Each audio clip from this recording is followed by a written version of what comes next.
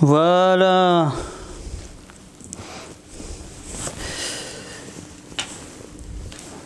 Bon bah c'est bien, ça faisait 10 minutes que j'étais en train de blablater et je m'étais pas rendu compte que je n'avais pas allumé mon micro et que cette vidéo que je pensais courte va être plus longue que prévu parce que je suis à peu près à 10 pages de script, c'est pas mal, hein, et puis du script comme ça, hein, sans marge, écrit en 12. Hein. Bon bah c'est reparti.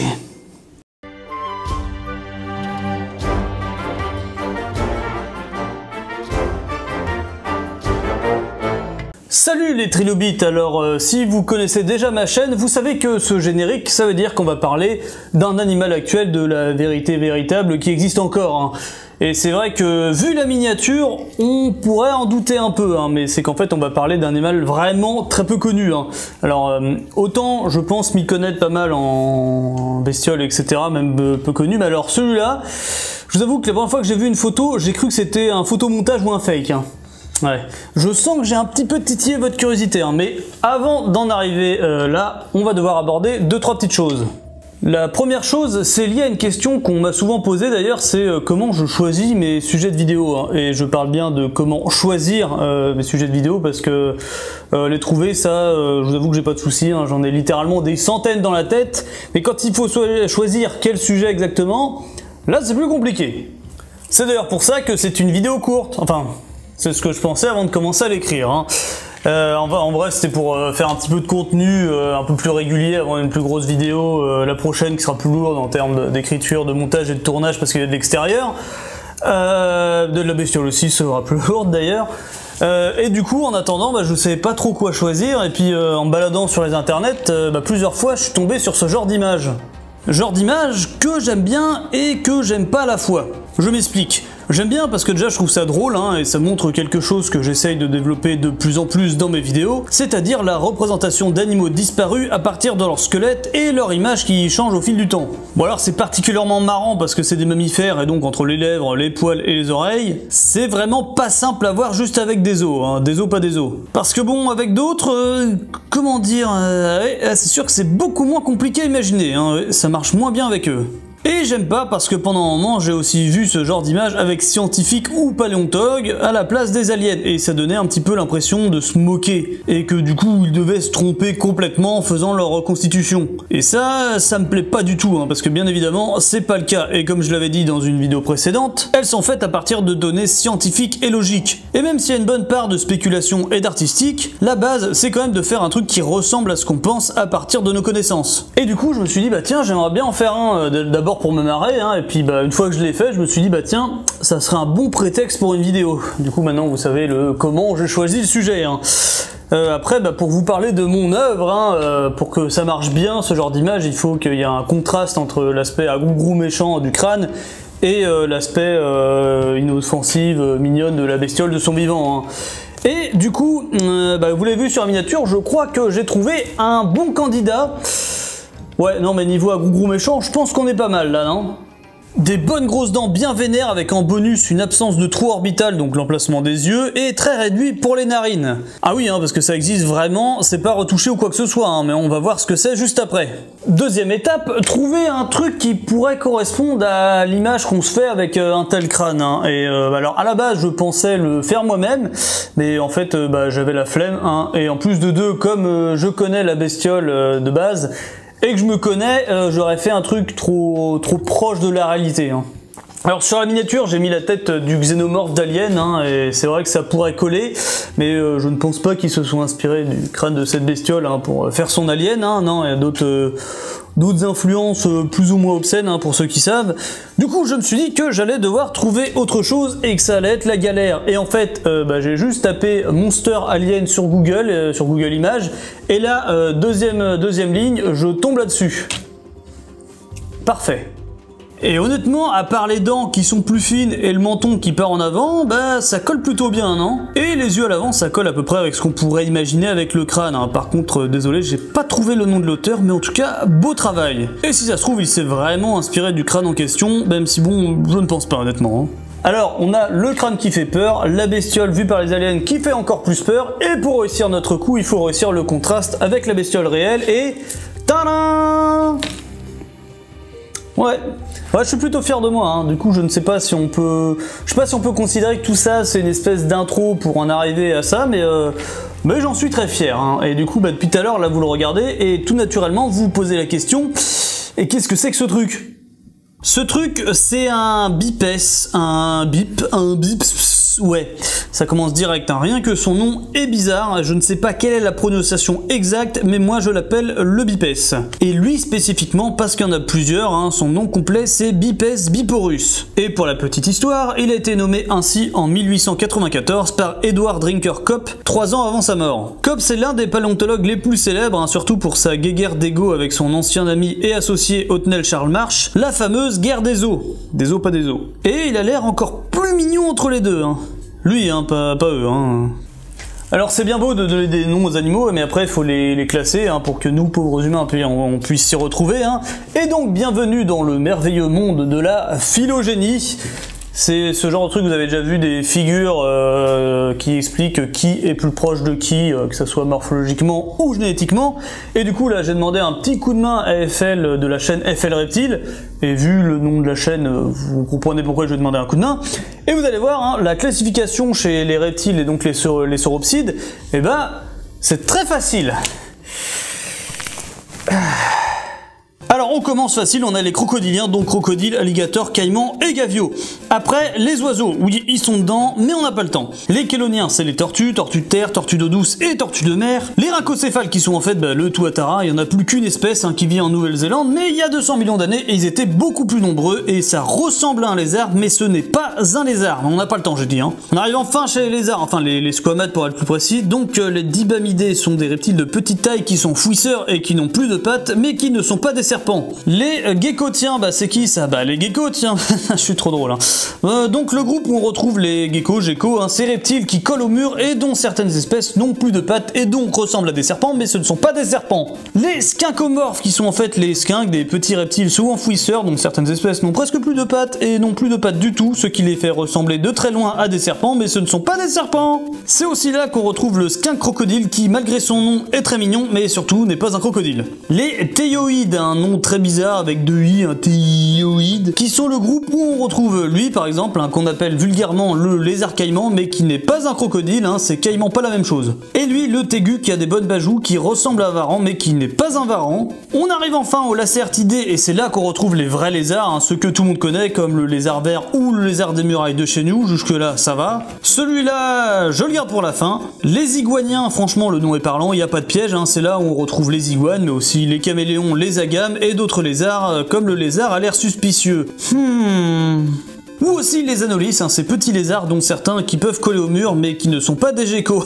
Il y avait un piège. Les ophidiens qui sont des reptiles pouvant atteindre des grandes tailles, qui n'ont pas de pattes et qui ressemblent à des serpents et qui sont, oui, des serpents. Il n'y a pas de piège, hein, c'est là qu'on les retrouve, hein, les venimeux, pas venimeux, les boas, les pitons, les crotales, cobras, tout ça, c'est là-dedans. Les mosasaurides, bon là aussi le nom est parlant, c'est nos chers reptiles marins disparus, hein, c'est pour ça qu'ils partagent des caractéristiques avec les serpents du dessus, mais aussi avec les Zelodermatidae, dont le plus connu est simplement appelé le monstre de Gila, qui à 4 pattes est massif et venimeux. Et aussi avec les varanidés, là c'est facile, hein, c'est donc tous les varans, varan de Komodo, varan du Nil, Olivier Varan, anciennement Megalania prisca, renommé Varanus prisca.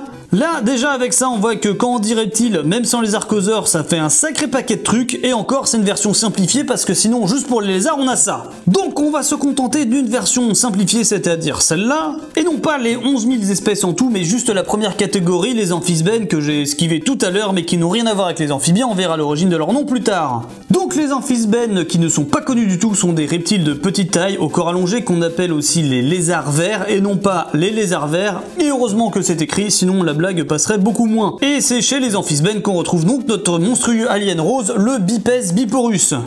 Et ben voilà, c'était simple, hein, les reptiles, c'est là où il y a les oiseaux, où il y a les lézards qui sont pas des lézards, où il y a les lézards qui ressemblent à des serpents mais qui sont pas des serpents, là où il y a les mosasaures, là où il y a les serpents qui sont des serpents. Si jamais j'ai parlé trop vite, ben remettez la vidéo au ralenti et... Mais tu peux parler des poissons? Bon, retour à nos lézards... Quoi? Et les insectes? Bon, maintenant qu'on a vu que la classification chez les reptiles c'est le gros bordel et que la formule long corps sans pattes revient très souvent, on va se poser la question, est-ce que l'ophiophobie, donc la peur des serpents, fonctionne avec toutes ces bestioles? Donc c'est pas du tout la question de base, mais si jamais vous avez la réponse, les commentaires sont là pour ça. Non, on va surtout se poser la question, un amphisbène, qu'est-ce que c'est que ce truc?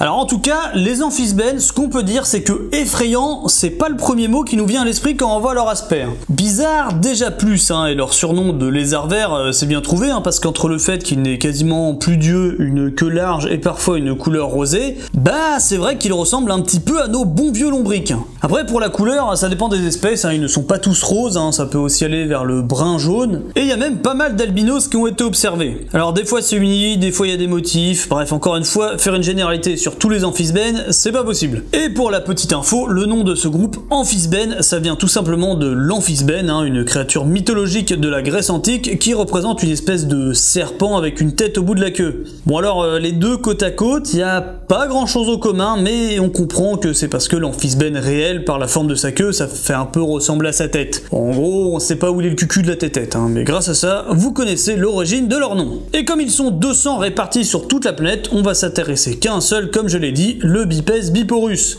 Et pourquoi lui? Je pense qu'il y a déjà pas mal à dire.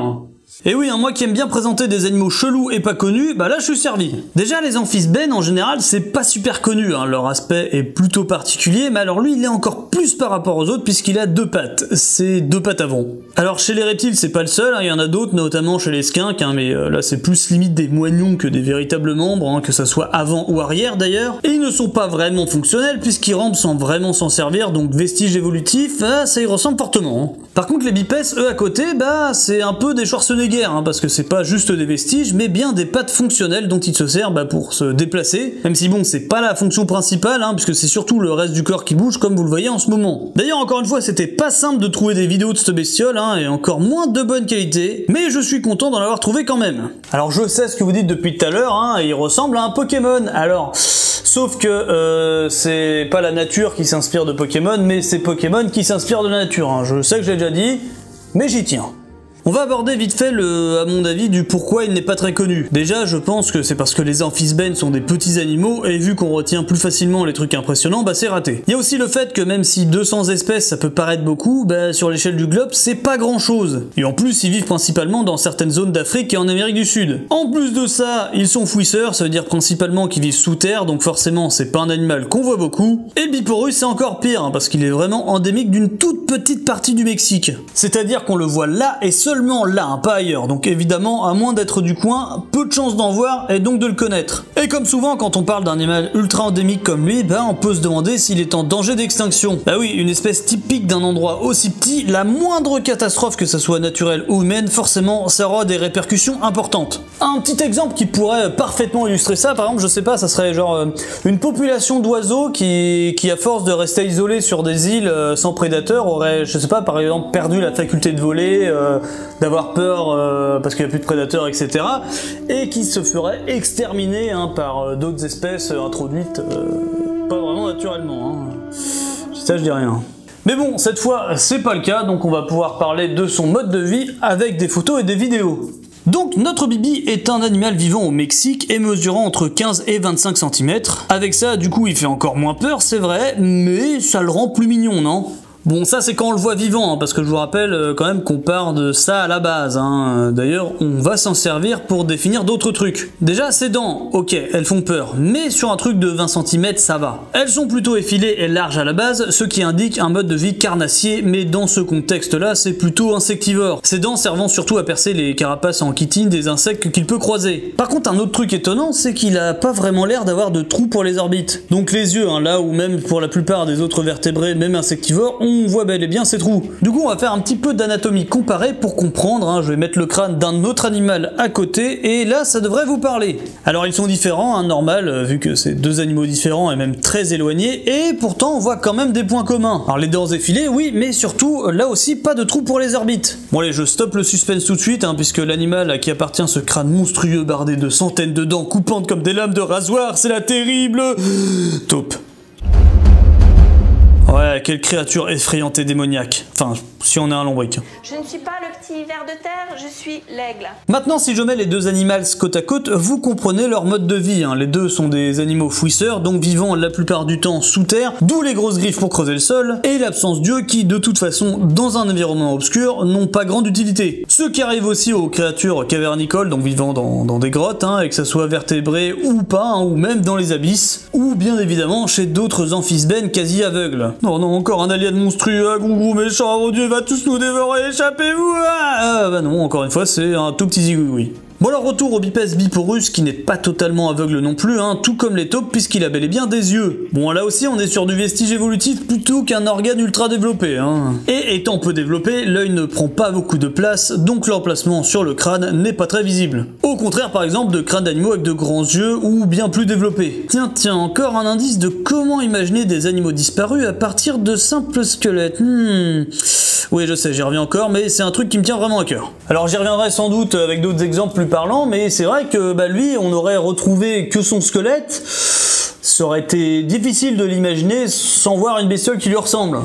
Et j'aimerais bien vous en dire plus sur lui, son mode de vie, la quéquette, tout ça, et mis à part le fait qu'il ponde des œufs comme la majorité des reptiles modernes, ça va être compliqué parce que j'ai rien trouvé à part son lieu de vie vite fait, son alimentation, 10 photos, 3 vidéos et c'est à peu près tout. Du coup, si je devais résumer, on a donc le Bipède biporus, un petit reptile vivant exclusivement dans une région du Mexique, faisant partie du groupe des amphisbènes, un groupe de reptiles pas très connus mais plus large et vivant dans des régions chaudes du globe. Caractérisé par un long corps avec parfois plus toutes pattes ou des vestiges, mais pas lui, il a des pattes solides, enfin seulement 2 à l'avant du corps et avec des griffes, ce qui va lui permettre de creuser le sol et de se balader sur et entre les rochers, des milieux chauds où il vit à la recherche de petits invertébrés à déguster s'ils ont le malheur de croiser sa route. Sa morphologie générale correspond assez à l'image qu'on se fait d'un animal avec ce mode de vie, notamment son crâne orné de petites dents solides pratiques pour percer les carapaces d'insectes, et un emplacement pour les orbites quasi inexistant, puisque de son vivant, ses yeux ne sont pas très développés, mais toujours là quand même. Sa couleur rose renforçant son côté étrange correspond aussi à un mode de vie où la lumière n'est de toute façon pas très présente. Donc voilà, dites-moi dans les commentaires si vous le connaissiez avant cette vidéo, et si c'est le cas et que vous avez des infos intéressantes à son sujet, eh bien je suis preneur aussi. Ma vidéo aurait été beaucoup plus courte, voire trop courte si j'avais parlé que de lui, c'est pour ça que j'ai voulu aussi un petit peu élargir aux amphisbènes en général et aussi aux morphologies de crâne de certains animaux, etc. Et aussi un petit peu pour vous montrer ce magnifique mème dont je suis très fier. Ce qui me fait penser d'ailleurs que j'aimerais bien faire une sorte de quiz un peu peut-être pour avec des crânes d'animaux, savoir à qui ils appartiennent, etc. Mais pas forcément en vidéo.